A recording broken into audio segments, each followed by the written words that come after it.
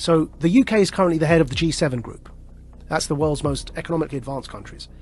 And the UK currently chairs the G7 group. Our Chancellor, who does our economy, called Chancellor of the Exchequer, his name's Rishi Sunak. He put out this video saying that what they want to do is bring in this thing called the central banking digital currency. They want to replace fiat paper money with digital money as a competitor to Bitcoin and crypto money, right? But instead of being decentralized currency, it will be controlled by a government. It's digital currency, but controlled centrally through the banks, Bank of England. So instead of having a bank account with whatever, HSBC or Bank of America, you'll have a bank account directly with, in the American context, with the Fed. In the UK, directly with the Bank of England. You have a personal bank account, and you're given digital money in that bank account. These are called central banking digital currencies. The Chancellor of the Exchequer in the UK has already announced their intention to do this as the G7 group. And these, if you look up... this sounds terrifying. If you look up the Telegraph newspaper... Central bank digital currency, is that the one down below? Digital currency should be programmable. See that one there? Yeah? Now what they're doing is they're saying, you know, everyone knows that with inflation at over 5%, it's now 5.4%, right? Our fiat money, the paper money, is increasingly becoming worthless, and we're headed towards a big disaster. The Fed wants to raise interest rates.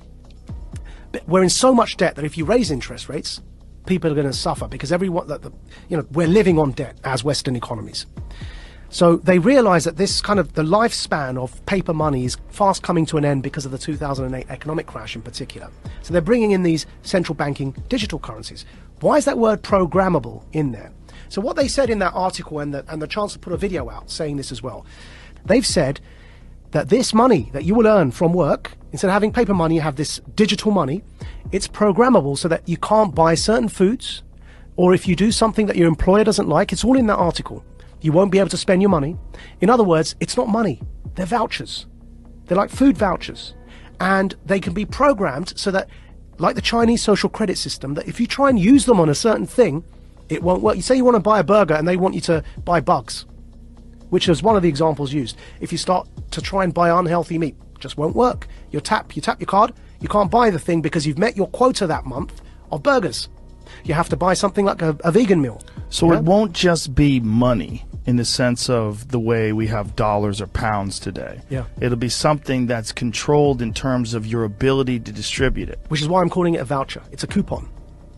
But even a coupon, if you have a coupon to buy bread, you can still buy the bread. Yeah. Like, there's But you can't buy, see that coupon to buy bread, what you can't do is buy a burger with that coupon. It's for bread. Right. Yeah. Right. Do you feel like you're sounding the alarm Yes. for people that don't understand what is going on? So here, I'll pull it up for you here, yeah? So there's the video. The group of the world's 7 most advanced economies, the G7, is launching a set of public policy principles for retail central bank digital currencies, CBDCs. Central bank digital currencies could be a digital version of money, a bit like a digital banknote that could be used alongside... Right, so that's the guy who runs our economy in the UK. His name's the Chancellor of the Exchequer. And here is the article. Bank of England tells ministers to intervene on digital currency programming, yeah? And here's a quote from the article. Digital cash could be programmed to ensure it is only spent on essentials or goods which an employer or government deems to be sensible. Holy shit. I'm going to take it one step further for you, Joe, right? So the checkpoint Charlie exists everywhere. They bring in digital banking, central banking digital currencies. You've got a scenario now that you're checking in and out everywhere you go using vouchers that are programmed, and you can only spend where you're told you can spend them. There's another word for that, man. That's called the Chinese social credit system. So what they are telling us, and when I say they, who's they? People in power. That's the head of our economy, the Chancellor of the Exchequer, second most powerful person other than the Prime Minister and maybe the Foreign Secretary in the UK, right?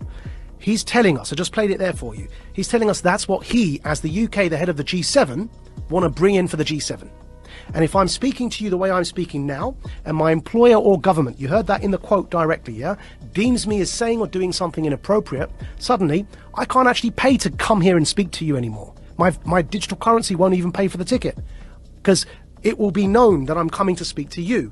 Sorry, your vouchers don't allow you to purchase that ticket to go and speak to Joe. And this is where we get into the kind of censorship that we see in social media that is not... You can't have that kind of censorship with the First Amendment in normal discourse.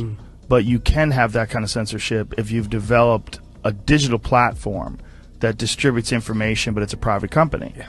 So think about what money is, where you can spend it on whatever you want, versus this digital currency, which is essentially controlled in a sense. Yeah. Like you have free speech on Twitter, but you really don't. Because if you go too far or you talk about something that they don't find appropriate, they'll just ban your account. That could be what we're looking at in terms of what we think of as free speech being social media platforms, could be what we think of as your free range ability to buy whatever you want with whatever money that you've earned. So what's going on here, right? What's going on here is, with this central banking digital currency, if you get to that situation where you end up with the Chinese social credit system in the West, why would anyone want to do that, right? I believe we're in a moment of the Gutenberg press. Go back to when the printing press was invented. Technology disrupts power structures. It always has. Printing and its invention was a new technology. What happened when they invented the printing press? The power structures, who up until that point were reading the Bible for you and were telling you that you've got to pay this priest X amount of favors and he'll forgive you your sins. And that became a bribery system, right? Which is what Martin Luther was so upset about when he pinned his thesis to the wall. The printing press disrupted that power dynamic because people could read the Bible for themselves. And they began realizing that the power structures were manipulating what was written to control people. Now, nobody in hindsight is going to argue that printing and its invention is a bad thing for humanity. But at the time, it led to war. It led to the 30 Years' War in Europe. Because it disrupted power so much that people began rising up, and it led to this 30-year period of war, which eventually led to the Reformation, and the rest is history, right? What's today's Gutenberg press? The internet. The decentralization of information, and then because of that, the decentralization of currency in the form of crypto is disrupting power. Because the way that after the revolution of the Reformation and the printing press, control was still possible, though obviously not to that level, which is why we no longer have those absolute monarchies, but control in a